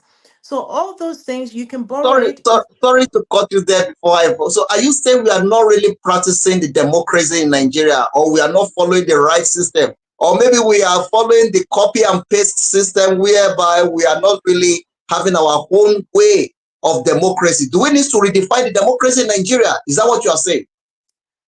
We don't, well, we probably need to redefine democracy in Nigeria, because the democracy in Nigeria is not the democracy that is happening in a first world country, for instance, or a developed country. So if we're to say we're having our own democracy, I worry about that. What's the definition of that and what does that look like? So I just think that, we need better leaders coming up, and when we say that, anybody, so for instance, when election comes, when is the next time for election now? When is the next election cycle? Do you know in In Nigeria? Nigeria, It's Yes, going to be what 2027. 2027. So when come 2026, you now start seeing all kinds of people raising their I want to be president of Nigeria, blah, blah, blah, blah, blah. But what has missing? What's been happening since 2024, 2025? What are they doing effectively before 2027 to demonstrate that they have the records to lead the country? Back to what I was making, the point I was making earlier. Nobody wants to do the work. Nobody wants to build track record. Everybody wants to arrive and they want to take the helm of government. And that's the problem that we've been having, that we are not having competent people or people in leadership. Nobody wants to join any of these parties to start with, either APC or PDP. And I said, if you want, whether we like it or not, unless there's a dramatic revolution, and I know there are quite a few organizations agitating for that, unless there's a dramatic, but then when that happens, that can be seen as dictatorship as well. So I'm not an advocate for that either. But if there are political systems in Nigeria, as well as political parties, what is happening to all those good people? Why are they not infiltrating everybody that is agitating for change?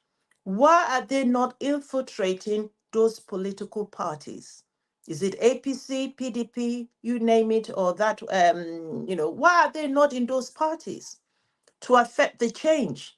Oh, they think, oh, it's too hard work. There are all these cabals at the top. They will never let you arise, whatever, whatever. For instance, if I want to be a member of parliament tomorrow, or if I want to be a local councillor tomorrow, or I mean, whatever role that I want to take, either local or national government, I need to join a political party. And I need to work my way in those parties in order for me to be deemed selectable for the election for people to now elect me. But we don't have that in Nigeria. So those are the things that, a nation like that need to look into, particularly Are you, people that are so, looking to affect change. They okay, need to are go you in ahead. support of the current government in Nigeria? Well, a- am I in support right now or was I in support Yes, before? we it both. I was in support before, and So like now, I'm changing my mind. But then I so said, are you saying you are one of the people that have mislead the people to vote for this I current don't government? think it's no, no, no. I don't think it's a matter of mislead because when I looked at it, who are the candidates? What's the pool that we had? Who is better off? I picked. I mean, I didn't do. I didn't participate in any election. I'm just voicing out who I supported, but I didn't actually do any because I'm not a resident of Nigeria, or I live here in the UK. I'm British citizen here, so I didn't participate in the election. But somehow you campaign for the current I government. did. Oh, I did, and that's because I believe that what they said at the time, I believe it could work. Had it been What that they make you put, believe them? What make you believe them? for instance, out of all of them, only Tinubu at the time had the track record. Any of them didn't. Who had the longest track record in governance? Only Tinubu had it. So that was one of my principles. But the same party have been in power for the 8 years. Tinubu is the one that put the Buhari government there, No, but they've no, been failing for the last 8 years. yeah. So you can argue that with any other political party in any other country. People can argue how many years, a particular party has been in power. Yes, but at least we know what has been done, what could be done, and the rest of it. I would rather put a devil that I know than a devil that I don't know. That was the notion that I went with because we don't even know. And even saying this, if the other, and I don't want to mention name, but if the other who's agitating for that it would have, the country would have been better under him, was in power, I bet you money, probably not. And I bet you money the country will probably be disintegrated even worse than it is right now. There are no guarantees. But the guarantees we can go by is what has been done before. Show me what you've done. Had it been the other guy who was agitating, I've seen his track record for the last 10, 20 years. Trust me, I will have gone for him. But I was looking at what do we have? What are we presented with? Who is the better evil, shall I say, than everybody that we present that we're presented with? That's the issue we have right now. And So, 2027 will come, we will still have the same problem. I can tell you that right now, because those people that will now say that, oh, we're new generation, we're new voice, I'm not seeing them doing anything. no, 2027, let me 2027 will quickly, now come, then they will sorry, now let me say, vote quickly for put it, me. Go on. let me quickly, do this. At what point you now realize, or you are now losing your interest in this current government? At what point? At what point? Well, Yes. things haven't moved from where they were elected to government to, well, things are moving, but not moving quite well as the so-called giant of Africa should be moving. And I use the example of foreign exchange, for instance. It's poor at the moment, although it favors us that are in Europe or US. Oh yes, so when we At see the least. it's time to quickly, Adura Wagba. Adra start remitting fast, fast, fast. So it's good for us, but for the people on ground, it's not good for them. And wani mekunu, aononjia, Mm, and yeah, mm. unfortunately so. The, And the, the, I'm the with. issue the issue of subsidy, are you in support of the subsidizing the petrol? Are you in support of that? Were you not disappointed when he made the announcement on the first day? You know what? I will not. I'm not going to be. I will not be. I will not be here to criticize altogether, because what I would love to do is that when the tenure is up, let's see.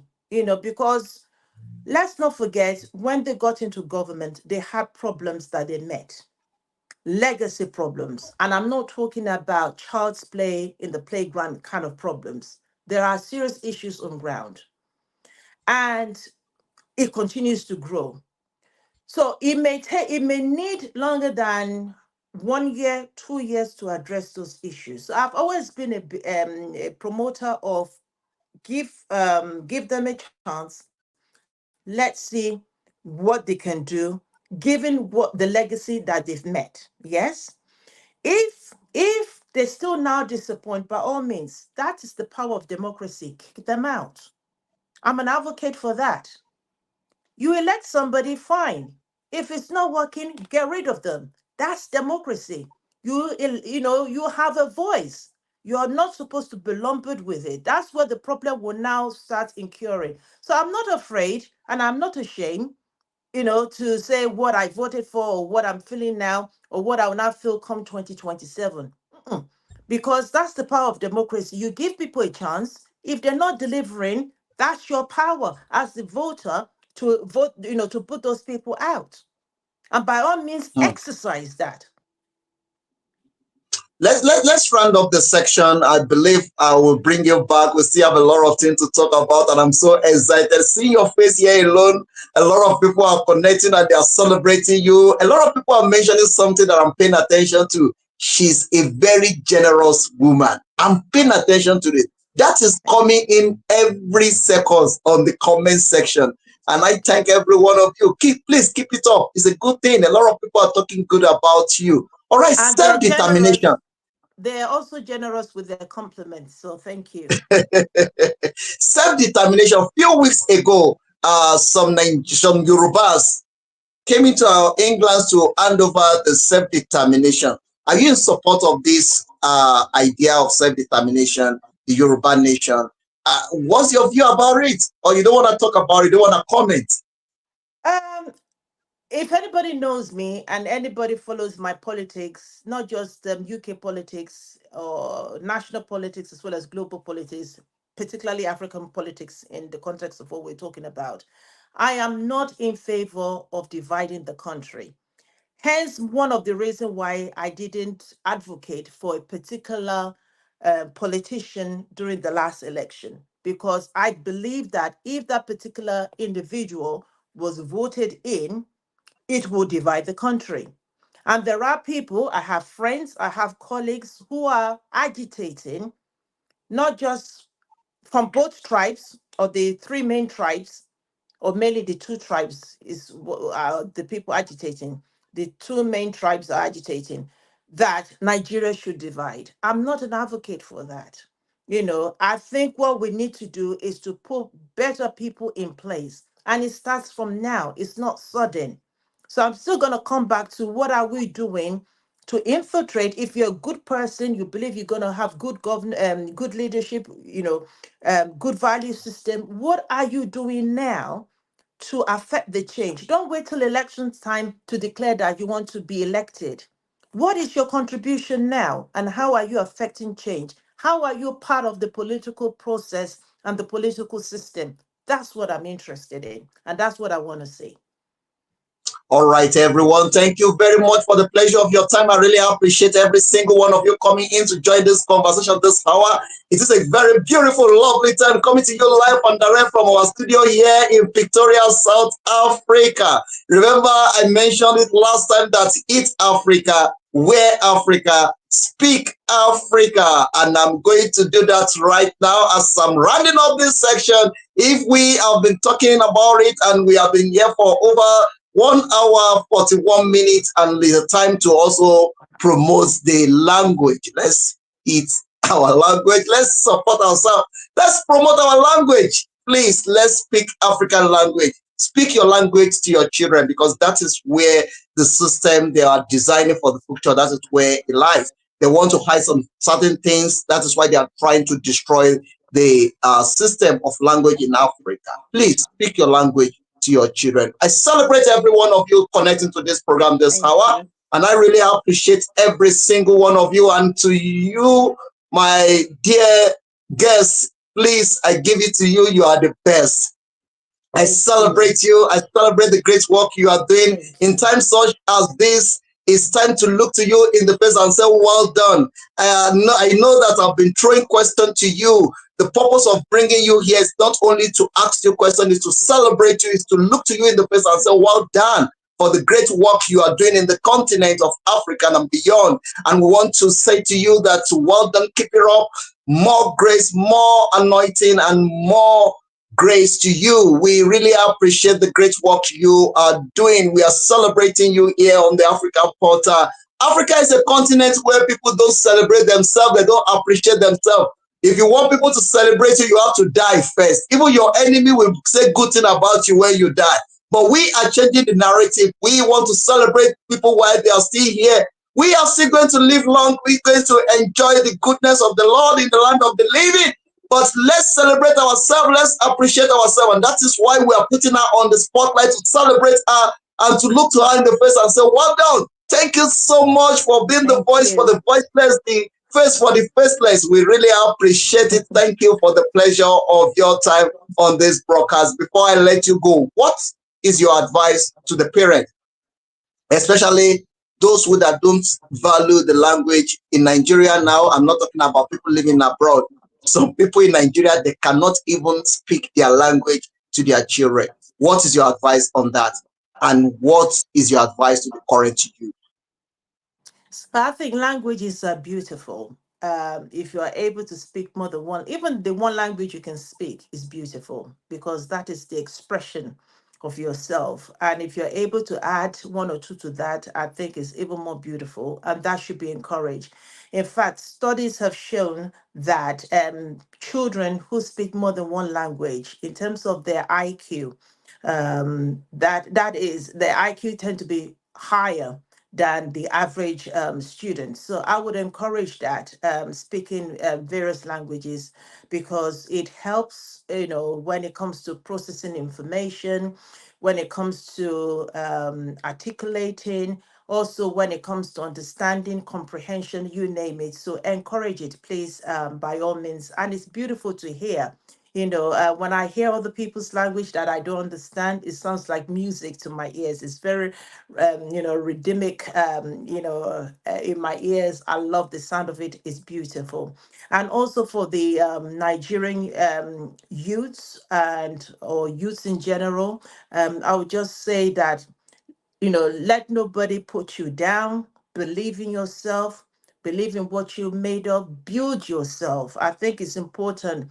Even if nobody is building you, if nobody's appreciating you, appreciate yourself. Love yourself. I'm an advocate for, self-esteem. Build your self-esteem. Don't let anybody, crush you, crush your spirit. You have a lot that you have to offer the world. One of my slogans, particularly when I speak to youth, is that you have everything it takes, to morph into your being, with beauty, with life, with everything that life has to offer. So morph into that being. Look around you. What do I have? You may not have it all, but the little that you have, the picture behind me, it was made by a young man. That was what he was surrounded with. That picture that you're staring at, the photograph of me behind me, it was made from, by a Nigerian youth, who pick up pencil to draw. So it didn't cost him. He didn't have to have 100 million naira to do that picture. And that picture was sent to me across the Atlantic to get to me. All he had was a pencil and paper. That was what he was surrounded with. And he has been honing his craft day in, day out, burning, the midnight candle. So that's what I would encourage you. Pour into yourself. If nobody else will, you can. You have that power to pour into yourself. Don't wait for others to do that for you, but you do it for yourself. And I see you at the top. Wow, I see you at the top. Thank you very much, man. That is powerful. And thanks to everyone connecting once again. I really appreciate every one of you. Siju Adeoye, founder Thank of you. the Gleeham African Community Forum, that is GACOF, and also the counselor for the Gleeham Center Ward 2 Ward. Okay, that is 2019 to 2023. Wow. It is a great pleasure having this great woman. She have a lot of accolades and we celebrate you. We appreciate you. We thank you so much. The Oyibo cannot do it. The only one that can do it is the Yoruba. Yoruba bá woru yín, wọ́n ní ẹlẹ́yẹ ijó ẹgẹ́, ọmọ dára ó dẹjọ́. Àwọn onímọ̀ ògúnná gbòǹgbò tí ń dátọ́ lẹ́nu ìgbín. Yorùbá ló pé òun lèdè tó ṣeé ṣayé, òun ló lè ṣàlàyé ọ̀rọ̀, òun ló làlàyé ọ̀rọ̀. Ẹ máa sọ èdè Yorùbá sáwọn ọmọ yín, ibi òní bá wa, ojú òní tiwa. Ìyá wa tẹ́ wò yìí, tá a bá sọ nípa èdè òyìnbó, àwọn gílágò òyìnbó ní bẹ́lẹ́nu wọn torí àwọn àtòyìnbó wọ́n jọ jẹun, wọ́n jọ mu, wọ́n jọ dàgbà ní. Èèbó làwọn, ó kàn jẹ́ wípé wọ́n ṣe gbé èbó tó imú tí wọn ò gùn bí imú òyìnbó. Ọlọ́run nìkan jù wọ́n lọ. Wọ́n ṣe gbé òyìnbó tó òyìnbó ò jẹ́ kí kọ́lọ̀ wọn padà, kọ́lọ̀ wọn sì tún dàbí kọ́lọ̀ tèmi náà ni ó dà kọ́kàn jẹ́ pé tí wọ́n kú ó sàn ju tèmi lọ díẹ̀ ni. Ṣùgbọ́n ìyá wa mo kì í mo nà yín lọ́gbẹ̀ẹ́nu. Nígbà orúkọ gbogbo ọmọ Yorùbá ni mo sọ wípé ẹ ní dààmú o, ẹ ṣé, ẹ kú àgbọ́dìde, ẹ kú kó lè dáa. Àwọn èèyàn fẹ́ràn yín o, àwọn aráàlú sọ bó ṣe dáa nípa yín. Ẹ máa ṣe bẹ́ẹ̀ ṣe ń ṣe lọ o, ẹ ní dààmú, ibi ò ní bá wa, ojú ò ní tì wá. Gbogbo ẹni tí wọ́n ètò gbogbo ẹni tó ń gbọ́ ẹni tó ń tẹ̀lé wa, àsìkò yìí ló ṣe pàtàkì jù torí èdè wa là ń sọ lọ́wọ́lọ́wọ́ yìí. Ire lójú owó rire lámàrí o, nílé ẹnì kọ̀ọ̀kan wa ní dààmú, àní rí ń gbé sọnù bí òṣèbí ọmọ òpin ọ̀sẹ̀ àlàáfíà, òpin ọ̀sẹ̀ ìdùnnú. Ire àtayọ̀ kó máa bẹ́ẹ̀ ní kọ̀ọ̀kan wa. Lówelówe náà lùlù àgídìgbò, ọlọ́gbọ́n ní jẹ́ ìran àwọn ọ̀mọ̀ràn náà ní mọ́. Èdè Yorùbá ó pé òun náà ni olólè ṣàlàyé gbogbo ọ̀rọ̀, kò sí nǹkan tó lè wù kó takun. Yorùbá yóò wá àtúntò sí. Ẹ já mọ̀ sí èdè Yorùbá sáwọn ọmọ wa.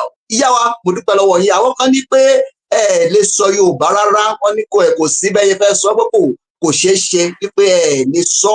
Mo wá ní bóyá o bóyá ń bẹ́ o bóyá òótọ́ ni o. ṣé wọ́n fẹ́ dán mi wò ní àbí báwo? ẹ ti ń dàbò wọ́n báwọn, ẹ ti ń dàbò ara wọn ti ń gbọ̀n, ẹsẹ̀ wọn ti ń gbọ̀n ńlẹ̀, ẹnu ti ń yà wọ́n pé irọ́ ni o, àwọn kan ní àbẹ́nìkan ní sọ lẹ́yìn wọn ni. Ìyá wa ẹ bá sọ fún wọn pé òótọ́ ni pé ẹ̀yin gbọ́ Yorùbá, ẹ̀yin ṣe ọmọ àlè Yorùbá. Mo dúpẹ́ lọ́wọ́ àwọn òbí yín, wọ́n bí yín sórílẹ̀-èdè England, wọ́n sì fèdè Yorùbá tó dáa, wọ́n fi kọ́ yín. Kìí ṣe Yorùbá rẹ́dẹ̀rẹ̀dẹ̀, ẹ̀rí Yorùbá táwọn ọmọ wa ń sọ nísìn, Yorùbá ègùn, Yorùbá rẹ́dẹ̀rẹ̀dẹ̀ làwọn ọmọ wa ń sọ nísìn. Ìyá wa ẹ bá ń dágbére kúrò lójú òpó ètò yìí ní Yorùbá fún gbogbo ọmọ Yorùbá tí ń wò yìí ní gbogbo àgbáńlá ayé pátápátá. Ní wákàtí yìí mo fẹ́ dúpẹ́ lọ́wọ́ gbogbo àwọn tó gbọ́ wa ní ọ̀sán yìí. Ẹ ṣé púpọ̀, mo dúpẹ́ lọ́wọ́ yín, àwọn ìyá wa, àwọn bàbá wa, àwọn ẹ̀gbọ́n mi, àwọn àbúrò mi, mo dúpẹ́ lọ́wọ́ yín fún àǹfààní tẹ́ fún mi láti wá bá yín sọ̀rọ̀, àti fún àkókò tẹ́ yọ ọ́ lẹ̀ fún mi láti gbọ́ tèmi. Mo dúpẹ́ lọ́wọ́ yín, àti fún ọ̀gá wa tó béèrè gbogbo àwọn béèrè tán béèrè lọ́wọ́ mi. Mo dúpẹ́ lọ́wọ́ wọn fún oore ọ̀fẹ́ àti àǹfààní tó fún mi lónìí láti wá bá yín sọ̀rọ̀, àti pé láti fi sọ nípa ìtàn wa, ibi tá a ti wá, ibi tá a ń lọ, àná gbogbo nǹkan tó yẹ kí a ṣe gẹ́gẹ́ bí ọmọlúwàbí. Ẹ jẹ́ ká fọwọ́sowọ́pọ̀, ká ṣiṣẹ́ náà pẹ̀lú akitiyan, pẹ̀lú oore ọ̀fẹ́ Ọlọ́run á dẹ̀ máa tọ́ wa sọ́nà. Ire o.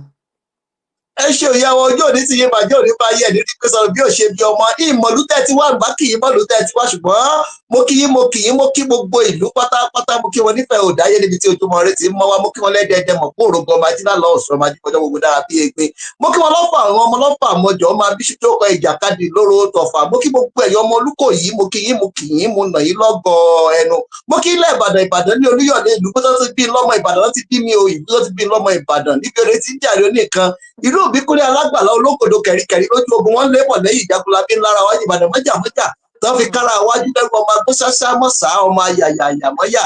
Ìbàdàn ní jẹ́bẹ̀ ojú òní tẹ̀lé kọ̀ọ̀kan wa, ṣùgbọ́n Ìjẹ̀bú làwọn àtàwọn tó ti bí mi tó ti ń gbé mi bọ̀ ilẹ̀ Ìjẹ̀bú náà ní sẹ́jẹ̀ kíra mi mọ́lẹ̀ tó ti bí mi. Ẹ̀sọ́ òye mi ojú ní tiwọ̀n ọkọ̀ lèmi ọ̀pọ̀ padà wọn tọ̀ fọmọkùnrin bọ̀lẹ̀bọ̀lẹ̀ ọmọ sísùn sọ káríbi kọ́lé sí ọmọ oníyan ọjọ́ kẹfà tí eruku lẹ́lẹ́tò òjò orí tiẹ̀ jẹ́ láti dé ìyá mi nípa bí ẹ̀kún bàbá mi ò sí nílà ajá sán tí bá ń bẹ́ lé àdúgbò ẹ̀rọ fún mi jẹ́ ọmọ orí mo lùsì lèmi, ọmọ ajífọ̀ ọ̀rẹ́ ṣe tẹ̀ jẹ, ọmọ ajífọwọ́ tiẹ̀ ṣe tí ó jẹ. Àní dààmú o, ibi ò ní bá wa, ojú ò sì ní tì wá. Ìyá wa àbẹ́ tọmọ́jẹ̀bú, ó dà pé bí mo ṣe ń wò yín ó dà pé bóyá tọmọ́jẹ̀bú. Kíkiní náà ni àwọn ọmọ mi Ìjẹ̀bú ni wọ́n.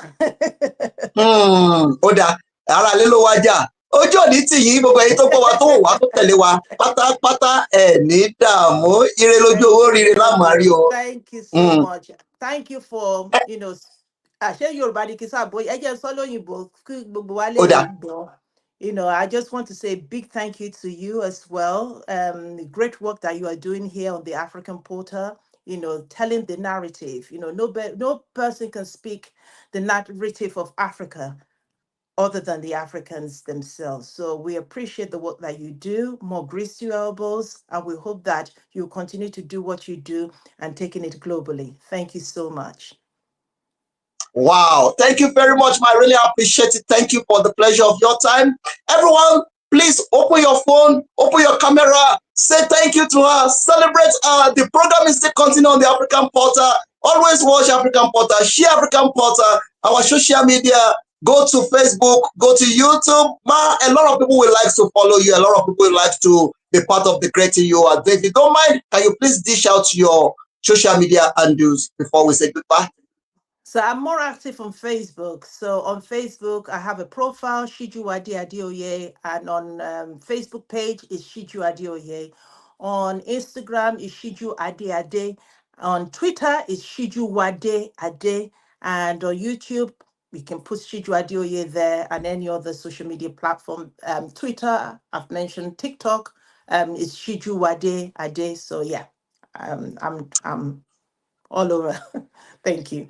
All right, everyone. Please, if you're living in South Africa, remember Jollof War by Adeoye Motola is going to be a great one. It's coming up in November. Please be part of it. And also, immigration conference is coming up. Suji Omotola is the one that masterminded all the things that happened here today. And I want to give it to Honorable Suji Omotola. Thank you very much for linking us Thank to you. this great woman that is 12 disciple, which this great woman is also a member of the 12 disciple. And I really appreciate the great work Suji Omotola is doing in Africa and globally. Thank you very much, Honorable Suji Omotola. We really appreciate the great work you are doing. 17th of November is going to be a great time. That is Jollof War in South Africa, organized by Tujo Motola and all the media houses in Africa and beyond. We are behind that. We are promoting that. So Please. because we're in the month of October, month of Nigeria, I'm rooting for Nigerian jollof. No other country should fight me, but I think we are rooting for Nigerian jollof.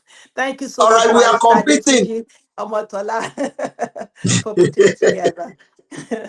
All right, let's see who can cook best. Let's see who can do it right. Let's see who know how to cook jollof. The only one thing that unites us in Nigeria is jollof. So please, let's celebrate that. It's part of our life, is part of our heritage. Please, let's Yes. celebrate it. All right, to everyone joining us, I really appreciate it. And I thank every single one of you that you are connecting with us. Ghana also, they are cooking nice jollof. So it's our brand, it's African brand. It's jollof. Yes. All right, ma. Thank you very much for coming out. I really appreciate your time on the African Portal. She's a member of 12 Disciple as well, and I celebrate you. Tunji Omotola, once again, thank you for connecting us to this great woman. The African Portal, we are looking forward to also host you if you want to be part of what you are doing on the African Portal. Call us on +27 7870338584. We cannot do this without your support. If you also want to support also that we can be the BBC of Africa, it's very possible. Please support us. Let's do it together. This is home of African boys, and this is the Lion Voice of Africa. We celebrate every one of you. Thank you, ma. I appreciate you coming out. Ojú òní tì yín o, ìbàjẹ́ òní bá yín, á máa rí yín bá lágbára Èdùmàrè. Àjọṣe wa ò ní dojúrú, alájọṣepé ayọ̀, ire lójú owó rí, ire lẹ́ẹ̀ máa rí, àníkún owó, àníkún ọrọ̀, àníkún àsìkún, àníkún ìtẹ̀síwájú lágbára Èdùmàrè. Ẹ ní dààmú o, ẹ ní kú fọ́tàyọ̀ lágbára Èdùmàrè. Gbogbo eré ayé kò mọ̀ wá sọ́dọ̀ yín. Mo dúpẹ́ o, mo dúpẹ́ pẹ́ òkun. Ó dọjọ́ mi, ó dọjọ́ rẹ̀. Àgbèmí ṣetán relé ìdáró lékèlékè mi ṣetán relé ìkẹfun. Oníyàn ṣe ọlọ́bẹ̀ ṣe ẹ̀yin tó bá fẹ́ jẹ́ ẹ̀kọ́ ẹ̀bí. Gbogbo ẹ̀yin tẹ̀ ń kọ́mẹ́ǹtì ẹ ní kú ẹ ní sá tí yóò ní ta a máa ríra wa níre ẹ̀yin lẹ́jọ́ ṣe ṣe fún mi o. You are the co-host. I celebrate every one of you. Thank you very much. Enjoy the rest of your day. It's goodbye to you, ma. Thank you so much, and God bless you. Have a beautiful weekend. I will speak to you and I will bring you back, and I believe the next time I will bring you back you will love to be here. Live and direct. Ẹ ṣeun yá wa ẹ ní dààmú o, ojú òní tì yín. Ẹ má bá ń gbádùn ètò yìí, ẹ jẹ́ kó máa lọ ká gbogbo àgbáláyé, ẹ máa share ẹ máa dáta. Ẹ gbọ́ nǹkan tí ìyá wa sọ níyìí, ó dàárọ̀ o, ó dọjọ́ mi, ó dọjọ́ rẹ̀, ó dàbọ̀. We still got a long way to go. So as a result, we have discussed all this that is happening in our labor group, and we are putting in a motion in our next council meeting to say that the streets, like John Hawkins, you know, the John Hawkins car park we just walked past, that we are going to table a motion that it will be renamed